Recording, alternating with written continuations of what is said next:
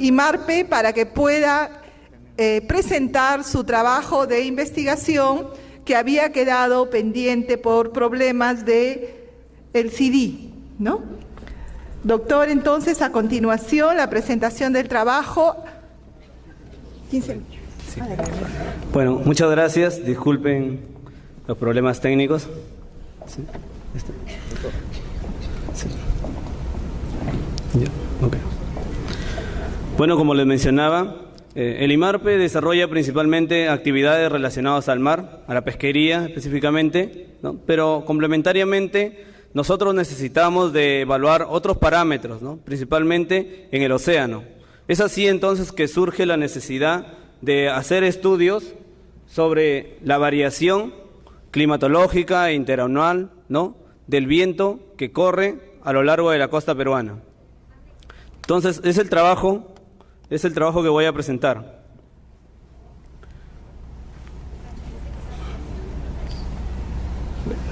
Bueno, ¿por qué nace esa motivación, ¿no? Como les digo, como les mencioné, el Perú es uno de los principales centros donde se desarrolla una alta pesquería, ¿no? Se captura gran cantidad de especies marinas en el... Disculpen. Entonces, el Perú es uno de los lugares donde se captura la mayor pesquería del mundo, y entonces es importante saber qué sucede frente a nuestras costas peruanas, ¿no? Y una forma de saberlo es evaluando los parámetros tanto oceánicos como atmosféricos, ¿no? Disculpen. Y entonces los objetivos del presente trabajo es usar la información satelital, principalmente de vientos, para poder determinar cuál es el comportamiento climatológico del viento frente a la costa peruana. Y a partir de esa información climatológica poder nosotros determinar cuál es el comportamiento del viento en un determinado momento respecto a lo que debería tener, ¿no? Y además, nosotros a partir del viento podemos calcular unos indicadores, ¿no? Que nos permitan decir cómo se encuentra la productividad del mar, ¿no? Entonces, en ese caso, nosotros calculamos el índice de afloramiento como un indicador de la productividad biológica en las costas peruanas, ¿no? Entonces, ese indicador de la productividad, bueno, como índice de afloramiento, está en función del viento, ¿no? Entonces, aprovechamos esta información satelital que es de disponibilidad temporal, ¿no? Mucho más alta a cualquier medición que se haga a lo largo de la costa, ¿no? Y además aprovechamos la disponibilidad espacial, ya que el satélite, digamos, nos permite tener el dato de velocidad de viento cada 25 kilómetros, ¿no? Y con una frecuencia diaria. Entonces nosotros aprovechamos esta cantidad de información para nuestros trabajos, ¿no?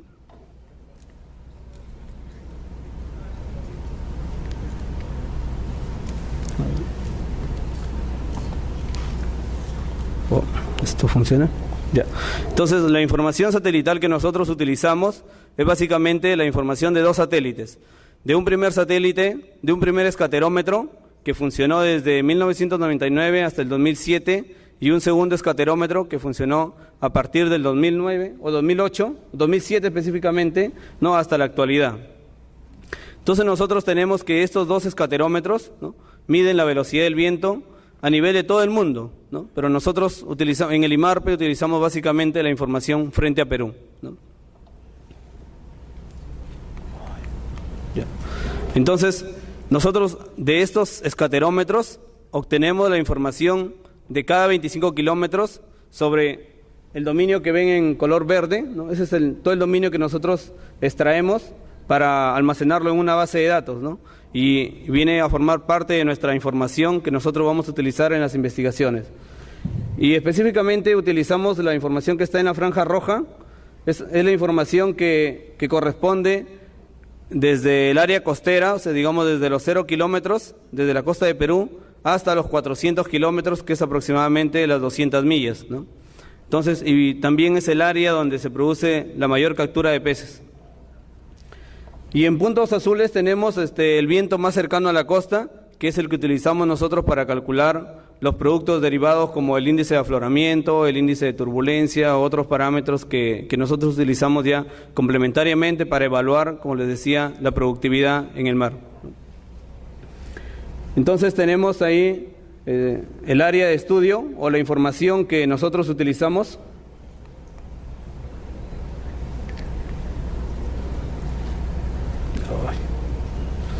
Ya, sobre esa información entonces nosotros calculamos, les decía, las climatologías y también calculamos productos derivados.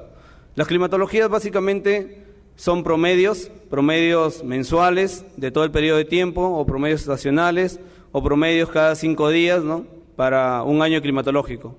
Y los productos derivados son en base en este caso, a una fórmula, ¿no? Están basados en el conocimiento de la definición del índice de afloramiento, que viene a ser como, el índice de afloramiento está definido como el transporte de agua que se hace paralelo a la costa, ¿no?, multiplicado por la orientación, el ángulo, por el coseno del ángulo que se produce entre la orientación de la costa y el viento que está corriendo a lo largo, ¿no?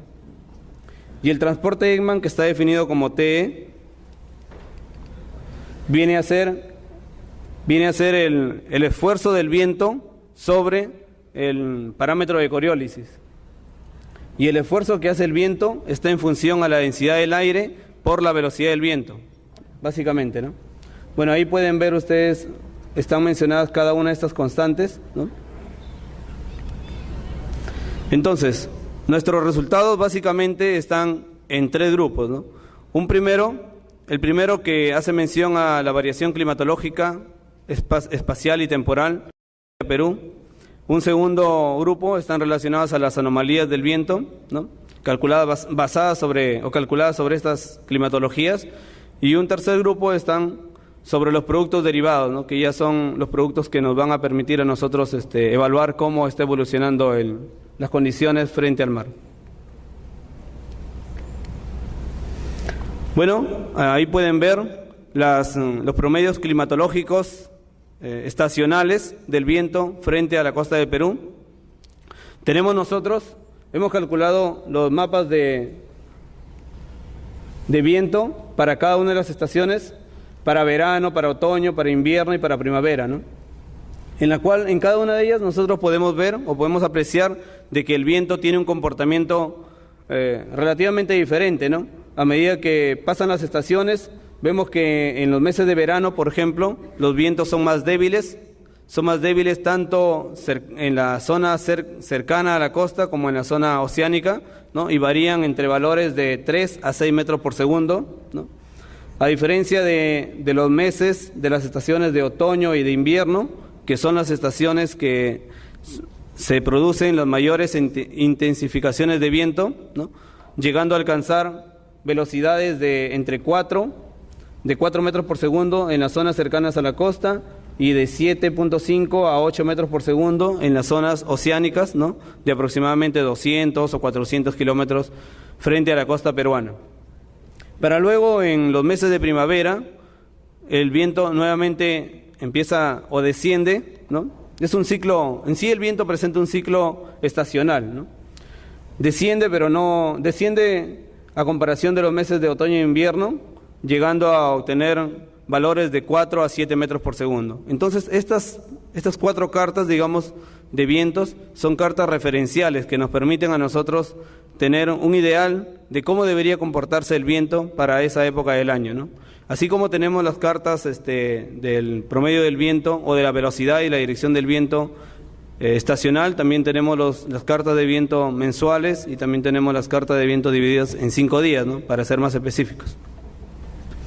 Entonces, a partir de estos mapas climatológicos, nosotros calculamos la variación del viento a diferentes distancias frente de la costa. Aquí 5 minutos. Sí, ¿está por allá? Está por allá frente. Ya. Bueno, acá en esta imagen nosotros podemos ver cómo el viento varía en cada mes, ¿no?, desde enero, febrero, marzo hasta diciembre. Pero vemos en la parte baja, o en cada cuadro se ve los vientos desde la zona más cercana de la costa, o sea, desde desde el punto más cercano a la costa, que es 0 kilómetros, hasta los 400 kilómetros frente a la costa. Y se puede ver temporalmente cómo los vientos, a medida que pasan los meses, ¿no?, van incrementando, hasta llegar a lo que ya conocíamos por la climatología anterior, ¿no?, que los vientos tienen su mayor intensidad entre julio y septiembre de cada año, ¿no? Y vemos también que existen diferencias entre los vientos, entre la intensidad del viento que se registra al sur de Perú, que son muy bajos, ¿no? Los vientos que se registran frente a Pisco son los más intensos en todos los meses del año, ¿no? Y a diferencia de los vientos que se presentan, digamos, en la parte norte, que son relativamente débiles o de menor intensidad, a excepción de un foco de mayor intensidad que se presenta frente a Talara, que sería debido a la existencia de un jet costero, ¿no?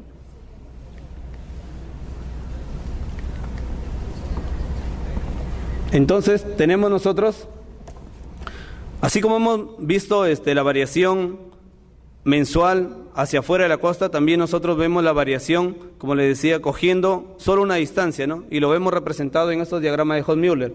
Este diagrama de Hodge-Müller nos presenta cómo sería el viento ideal o en promedio, ¿no?, en un mes de condiciones normales, ¿no?, para todo lo largo de la costa, desde los 0 grados sur, que está a la altura de Ecuador, ¿no?, hasta los 21 grados sur, que está a la altura un poco más abajo de Hilo, ¿no? Entonces podemos ver que los vientos muy cerca a la costa son en los meses de verano son muy débiles, ¿no?, y en los meses de junio hasta octubre son de mayor intensidad y tienen una intensidad focalizada frente a Pisco y frente a Talara, ¿no? Este es otro gráfico de cómo varían los vientos frente a la costa, pero a una distancia de 400 kilómetros. Y entonces acá nosotros podemos ver que los vientos a 400 kilómetros de distancia de la costa tienen un comportamiento un poco diferente a como son al punto más cercano, que está aproximadamente 40 kilómetros, ¿no? Entonces, a 400 kilómetros de la costa tenemos que los vientos ya son intensos en casi todos los meses, ¿no? Tienen una mayor intensidad, pero se nota también diferencias en la parte sur, ¿no?, que está a la altura de Pisco, que está representado acá como la letra APS. Entonces, esa mayor intensificación se debe también a que esa zona recibe una influencia directa del anticiclón del Pacífico Sur, ¿no? Y a diferencia de la zona norte, que en los meses de verano presenta una intensificación, o bueno, unos vientos muy débiles que estarían asociados a la ubicación de la zona de convergencia, ¿no? Entonces la zona de convergencia hace que los vientos sean muy débiles, que esa sea una zona de calma, ¿no? Y está representado en este diagrama de Hodge-Müller. Bueno, entonces a partir de la información que se cuenta, nosotros cada día operacionalmente vamos analizando la variación temporal del viento. En la parte de arriba tenemos la intensidad del viento, ¿no?, que nosotros vamos evaluando qué está sucediendo cada día, y en la parte inferior es el cálculo de la anomalía del viento. Entonces, para el caso, en este gráfico estoy mostrando cómo han evolucionado los vientos desde julio hasta el 31 de diciembre del 2014. Y podemos ver en un cuadro rojo, ¿no?, que el último mes los vientos han estado, en cuanto a su anomalía, han estado relativamente intensificados, ¿no?, con anomalías de 1.5 a 2.5 metros por segundo, más de lo normal, ¿no? Entonces, este gráfico de anomalías nos permite tener una idea de cómo están los vientos, ¿no? Si nosotros no tuviéramos la climatología, no podríamos saber si los vientos están más o menos, con mayor o menor intensidad, referente a qué, ¿no? Referente al promedio en este caso. Bueno, entonces les decía de que así como hemos calculado las climatologías y las anomalías, nosotros calculamos productos, ¿no? Y este es uno de los productos también representado en un diagrama espacio-tiempo, ¿no?, que representa al viento. Este gráfico representa el índice de afloramiento, y nosotros podemos ver que existen dos focos también, o dos zonas, ¿no? Una frente a Pisco o frente a la zona de Ica, y otro en la zona norte frente a Talara, que está relacionado con estos jets de mayor intensificación del viento. Entonces, así como calculamos nosotros el viento día a día, también vamos viendo cómo son los vientos a nivel de todo un periodo de tiempo más largo, ¿no? Entonces, en este gráfico nosotros mostramos también el viento, la evolución del viento desde el año 2000 hasta la actualidad. Y acá podemos ver nosotros de que el viento, por ejemplo, ha ido evolucionando, ¿no? Cada año presenta un comportamiento diferente, pero si vemos así en una escala temporal más de estos 15 años aproximadamente, vemos de que existen periodos en los cuales el viento ha tenido una mayor intensificación y periodos que ha tenido un debilitamiento, ¿no? Y bueno, entonces básicamente nos permite el análisis o el desarrollo del presente trabajo nos permite llegar a las siguientes conclusiones, ¿no? De que nosotros ahora ya contamos con, o el IMARPE por lo menos cuenta con herramientas que nos permiten evaluar la evolución, lo que está pasando frente a nuestras costas, ¿no? Desde el punto de vista de los vientos, ¿no? De la variación temporal de los vientos.